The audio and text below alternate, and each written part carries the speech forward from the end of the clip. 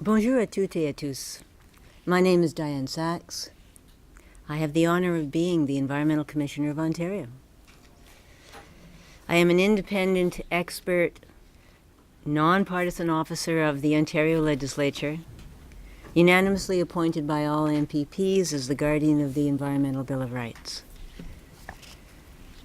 Under that bill, I am obliged to report to the Ontario Legislature each year on energy conservation, environment, and greenhouse gas emissions, or climate pollution. Today, for my last report as your Environmental Commissioner, I return to Ontario's successes and failures in conserving energy and energy conservation's essential role in fighting climate change. So what is energy conservation? Energy conservation means much more than changing light bulbs or nagging teenagers to turn off the lights. And it means much more than just saving electricity. Electricity at 23% is the smallest and cleanest of our major energy sources. Our report looks at electricity conservation and also at Ontario's huge opportunities to conserve its larger sources of energy, heating fuels and transportation fuels, and that means a hard look at land use planning. As climate change gathers speed, conserving energy must mean burning fewer fossil fuels. The world's climate scientists have proven that to avoid many catastrophes, humans must slash our emissions from fossil fuels, including in the next 11 years. Ontario can and should do that. Ontario is 75% dependent on imported fossil fuels like gasoline, diesel, natural gas, and this dependence is bad for our economy, for our climate, and for our well-being. For the economy, importing fossil fuels drains $16 to $24 billion every year out of the province. If Ontarians were even 10% more efficient, we could keep another $1.6 to $2 billion in the province every year. Energy conservation allows families, businesses, public institutions to spend less on energy and more on what matters most. In fact, cost-effective conservation could cut Ontario's energy use by as much as 30%. For governments, conserving energy would reduce operating costs and save many millions in taxpayers' dollars. And for the climate, every fossil fuel that Ontario burns makes climate damage faster and worse. Every ton of climate pollution matters. Whether we can see greenhouse gas pollution or not, it worsens the biggest global health, economic, and environmental risks of the 21st century. And we are already seeing the early effects. They will become unimaginably worse if we do not rapidly get off fossil fuels, especially for heating and transportation where alternatives already exist. And third, burning fossil fuels pollutes the air. Air pollution from gasoline and diesel-fueled vehicles creates significant health risks, particularly for children, for seniors, and for those who live or work close to heavy traffic, or who spend long hours commuting on busy roads. As the World Health Organization has reported, the health benefits from reducing fossil fuel use are worth twice what they would cost. But cost-effective energy-saving action will not happen without better public policy. And on our largest and most environmentally damaging energy source, petroleum transportation fuels, Ontario is going in exactly the wrong direction. Since 2007, Ontario has made valuable progress conserving electricity and some progress in conserving natural gas. Ontario's electricity and natural gas utilities have operated successful energy conservation programs, delivering several dollars of savings for every dollar spent. Without those programs, Ontario's electricity and natural gas use would now be roughly 7% higher, and our climate pollution would be roughly 6 megatons a year higher. Ontario should be building on these economic and environmental successes. Instead, just last week, the government cancelled Ontario's successful electricity conservation framework and reduced funding for proven effective conservation programs. Worse, we have no evidence that there will be any electricity conservation after 2020. The government's environment plan does not even mention electricity conservation.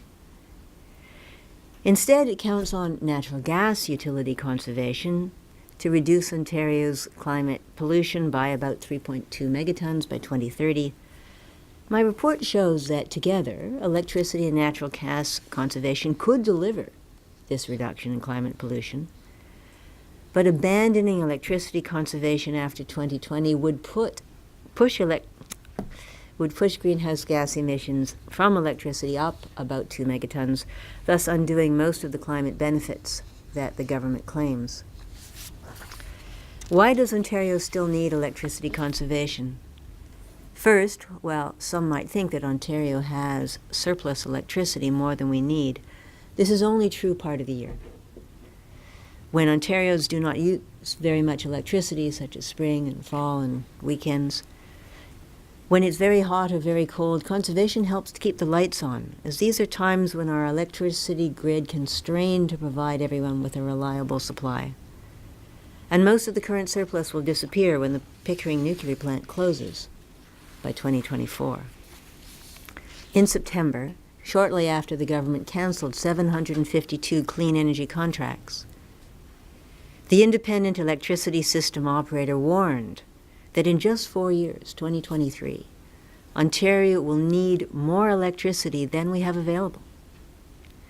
Second, electricity conservation at peak times, which is when it should be focused, saves us all money. When electricity demand is high, as it is about a third of the hours every year, conservation is cheaper than every other way of meeting that demand. People used to think that conservation would get more expensive once the low-hanging fruit opportunities were used up. But in fact, the costs of electricity conservation have kept dropping. The cost advantages of electricity conservation will matter even more to families and businesses when the Fair Hydro Plan subsidies are phased out. Right now, Ontario customers are not paying the true cost of their electricity. Taxpayers are paying $2.5 billion a year to keep rates artificially low. And when this taxpayer subsidy expires, Ontarians will face a spike in their electricity bills. Conservation programs can help moderate that increase.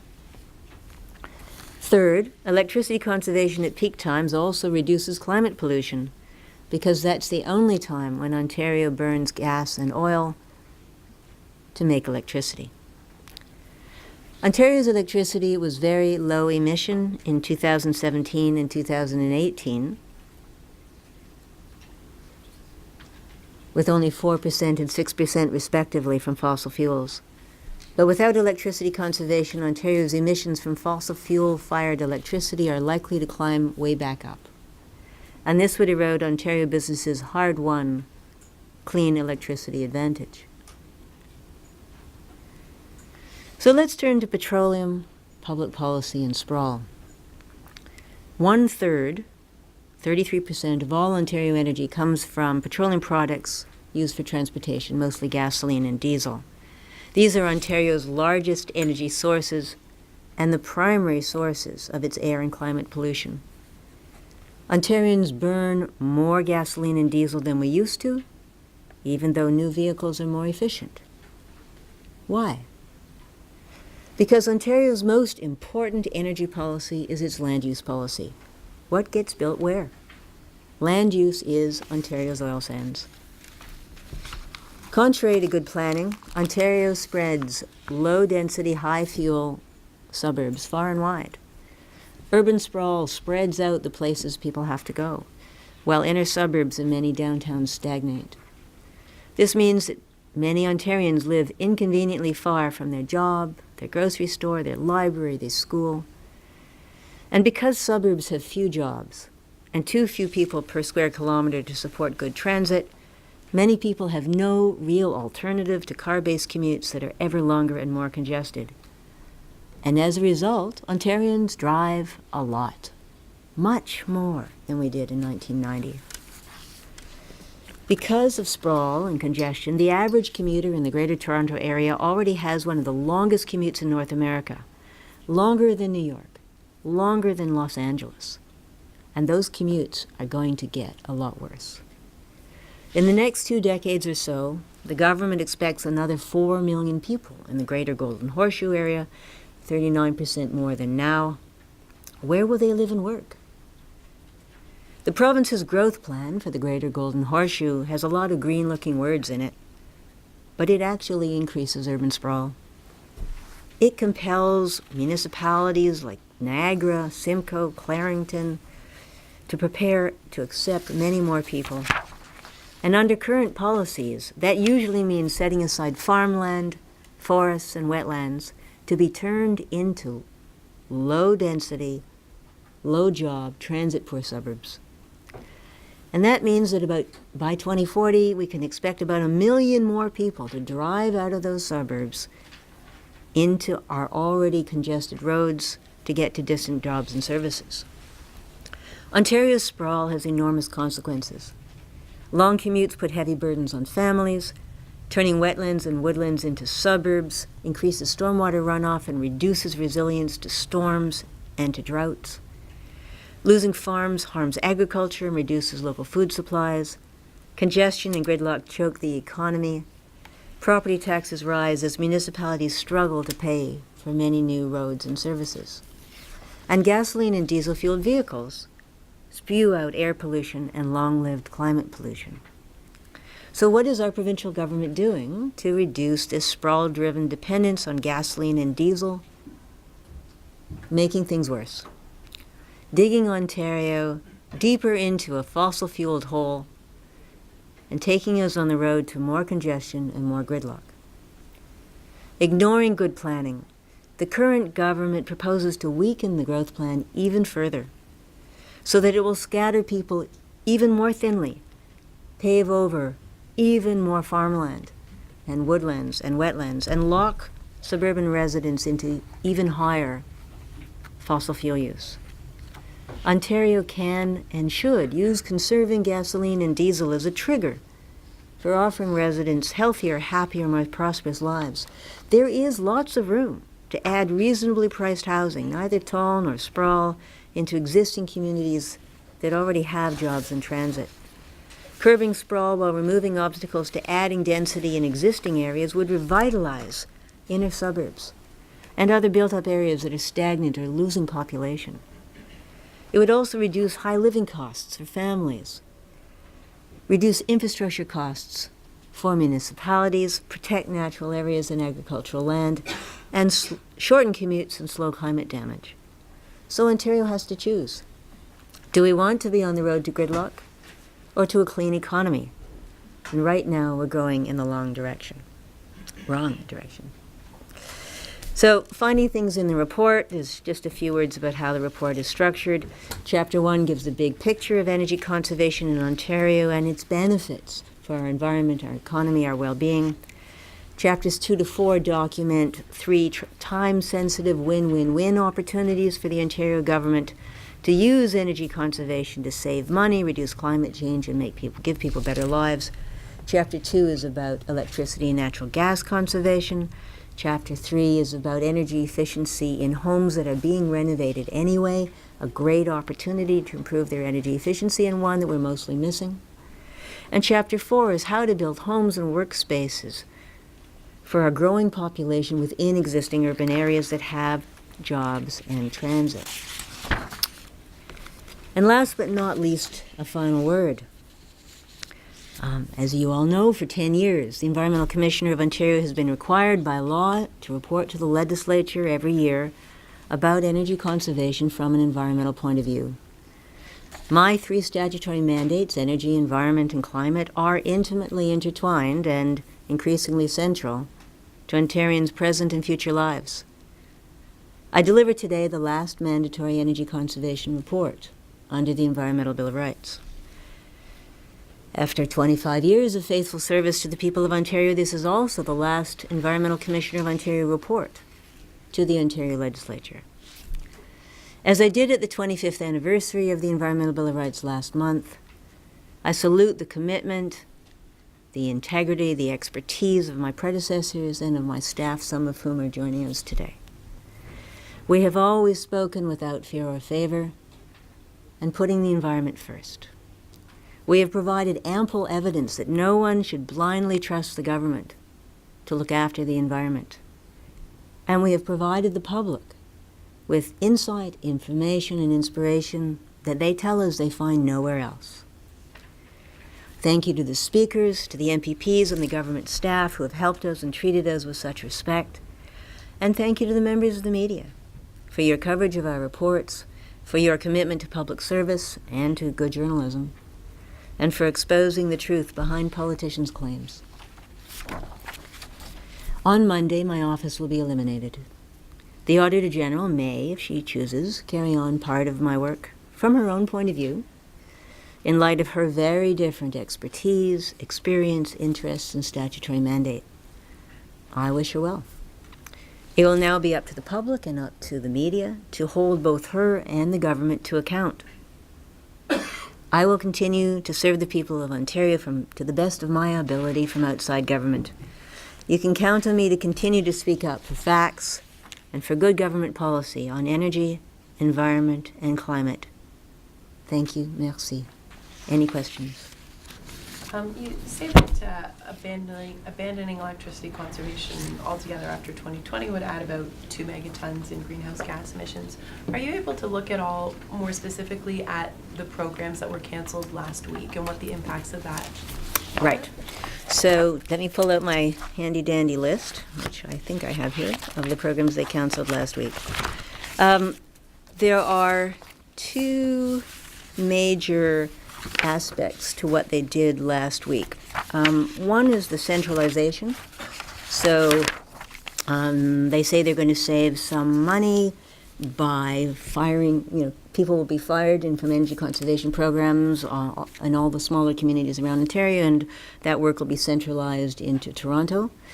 And they're also going to, they say, save some money by depriving the utilities, the municipal utilities, of their incentive payments, which they were on track to earn.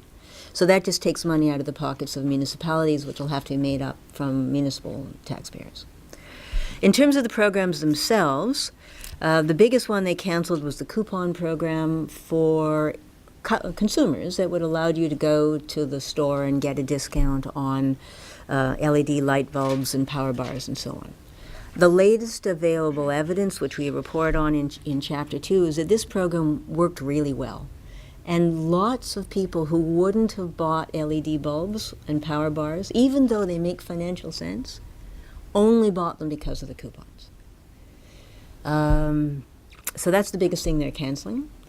In terms of business programs, they're keeping some, but they're canceling others that really matter. So let me give you an example. The first one they list that they're canceling is the business refrigeration incentive for small business. Now, refrigeration is an incredibly important thing for us to get right. I don't know if you know the drawdown list of the most cost-effective climate solutions in the world. Number one is to stop leaking refrigerants, because they're, in some cases, tens of thousands of times worse than carbon dioxide. Now, this program gave business incentives to upgrade their refrigeration equipment, and that would have done both things. It would have reduced their energy consumption to run the equipment, but also would update the equipment, make it less likely to leak. So it would reduce climate damage two ways. This is a great program. It was initiated by, in the Vaughan area, it was a local program. It proved so successful that it was gradually being spread across Ontario, and they've canceled it. Nothing to replace it. So they've also canceled a number of other programs that meet really important needs that we've identified in our report. They canceled the audit funding program. So many businesses, especially smaller businesses, they don't know what will help them the most. They don't know how their energy use compares to their neighbors. They're really busy. And so they're not likely to spend money on energy conservation unless they know that it'll save them money, that it makes sense, that there's technology available for them. So they've canceled that. So that makes it less likely that people will use their other programs.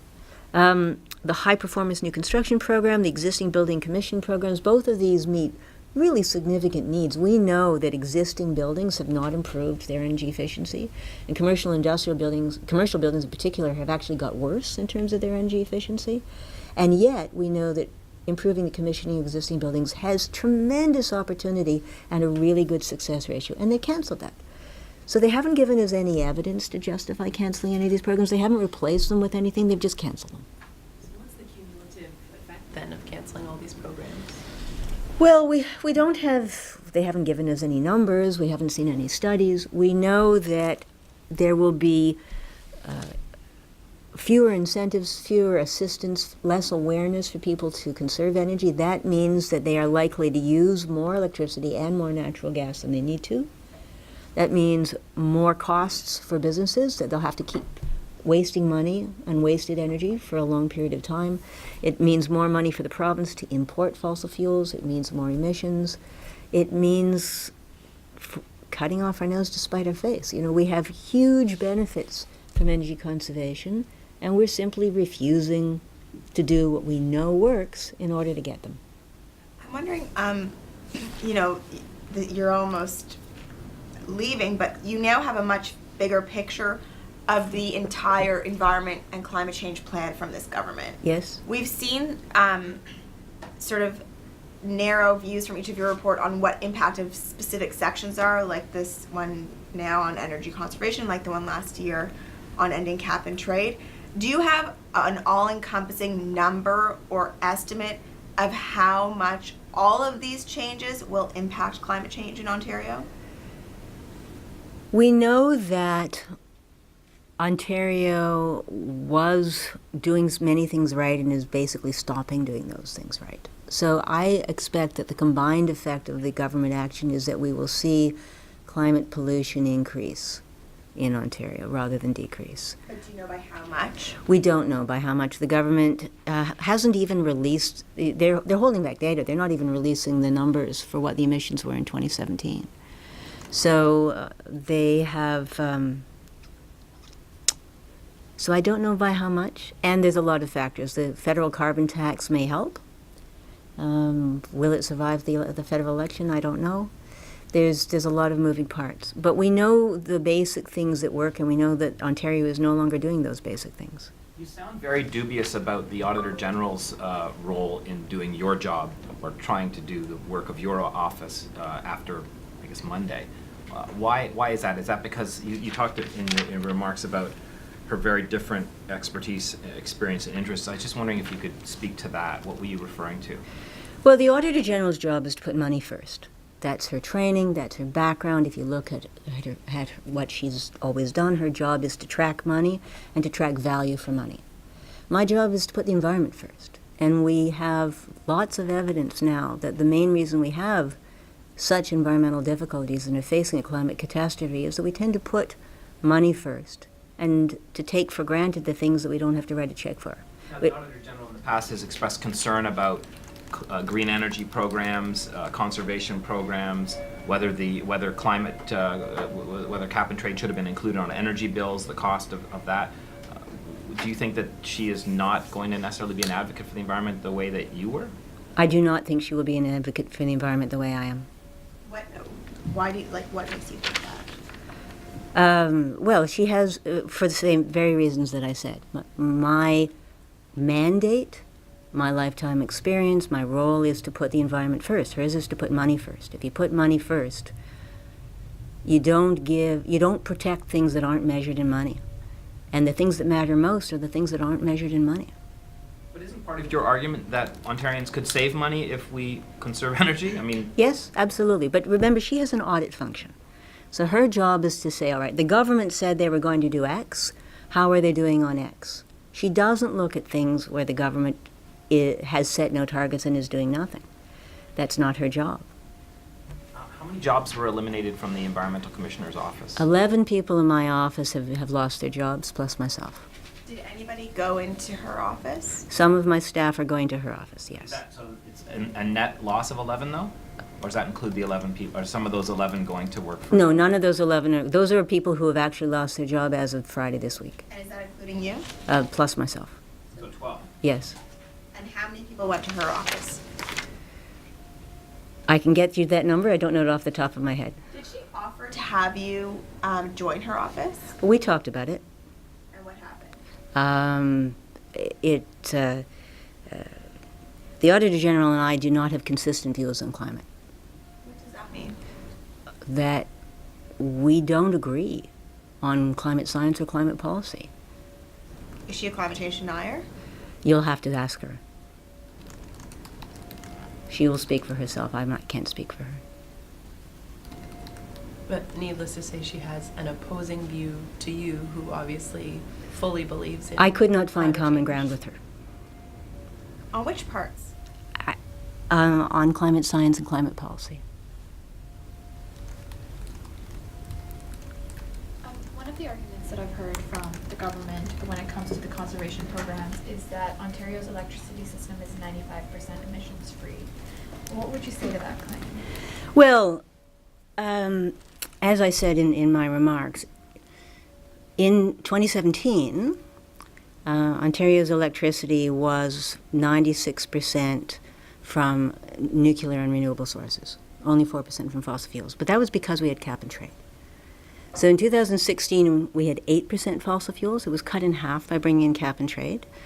And cap and trade, as you know, was canceled in the middle of 2018, and sure enough, it was back up to 6% fossil fuel in 2018. I expect that, depending again on what happens with the federal carbon tax, the provincial government is now on track to pushing fossil fuel emissions back up in Ontario. We saw this announcement yesterday about the capacity auction. The way they're designing the capacity auction, at least judging from the limited information I saw, that will give preferential treatment, in effect, to burning gas. Because gas is the capital cost. It's cheap to build this stuff. Most of the cost is in the operating. And so people don't build low-emission facilities unless they can be sure that they'll have a contract over a longer period of time to earn back the capital cost. And the province isn't going to be offering that anymore. So if you take together canceling conservation, hampering conservation, maybe no conservation after 2020, plus this capacity auction, which gives preference to natural gas, I don't expect it will keep seeing 95% emission-free electricity in Ontario. It takes work to have clean electricity. It takes a government commitment. So are you saying that the government has a short-term view on energy and environment? I think they have a very short-term view, and they give no value to climate damage, which I think is going to change everything else.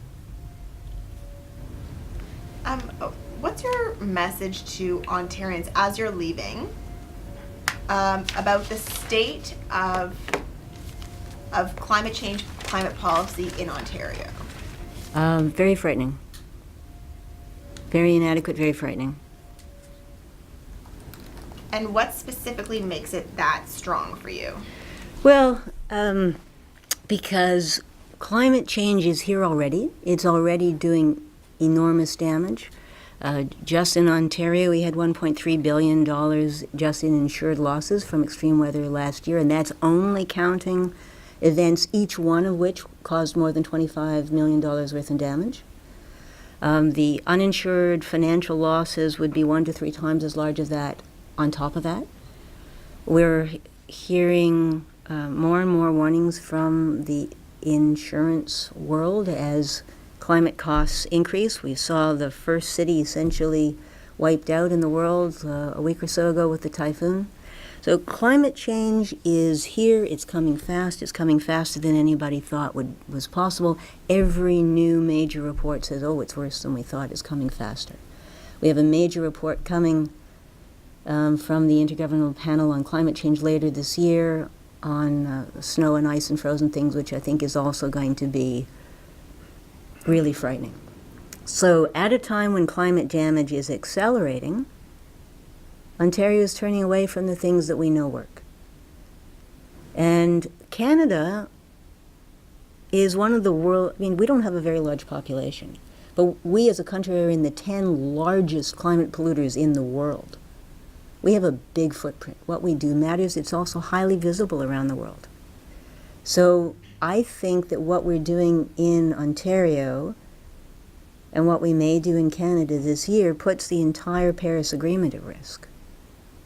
And if the world can't hold together on the Paris Agreement, we are toasted, roasted, and grilled. I'm older than all of you. You're going to live to see much more of it than I will. But it's going to be unimaginably bad if we keep doing what we're doing.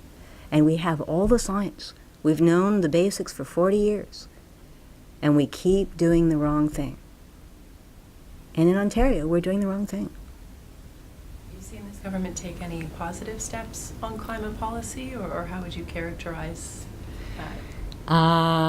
Any positive steps on climate policy? Well, there are a few little things. They say that they're moving ahead on organic diversion. That's a small, useful thing. They say they're going to have some more natural gas conservation. That's good, although I think they're blowing it away with the other things that they're doing, which I've just described, and plus forcing existing natural gas subscribers to subsidize expansion of natural gas use, which increases natural gas use again. Some attention to adaptation, which we absolutely need to do because, as I say, climate change is here already and coming fast, and the previous government had not dealt effectively with adaptation, so getting some focus on adaptation is good. But on the big things that will reduce our climate pollution, allow Canada to fulfill its role under the Paris Agreement, and show the poorer countries of the world that are suffering the greater damage that we are going to do our part, there we're causing great damage. Ontario, absolutely. We're very visible around the world. Are you hopeful that a future government would resurrect the office of the Environment Commissioner? Yes. Do you think that? I mean, is that something that I don't know if Mike Schreiner's sitting over there? If he becomes premier, presumably that would be something that would be in the offing. But is that something that you would? Are you going to continue from the sidelines to advocate? Because I don't. You're not going to be obviously working in Ms. Lissak's office. So I'm just wondering. I am certainly going to continue to advocate for environmental rights and for good government policy on energy, environment, and climate. I know that the Canadian Environmental Law Association, for example, has told me that they're actively seeking pledges from the other parties to restore the ECO when they become the government. I think that we've had 25 years of serving every political party, and I think we've proven our worth. That there is, of course, money is important, but it's not the only thing that matters. And our office has proved that we serve a really useful role. We've provided our work has informed public policy in a way that is valuable. I think public policy should be based on facts.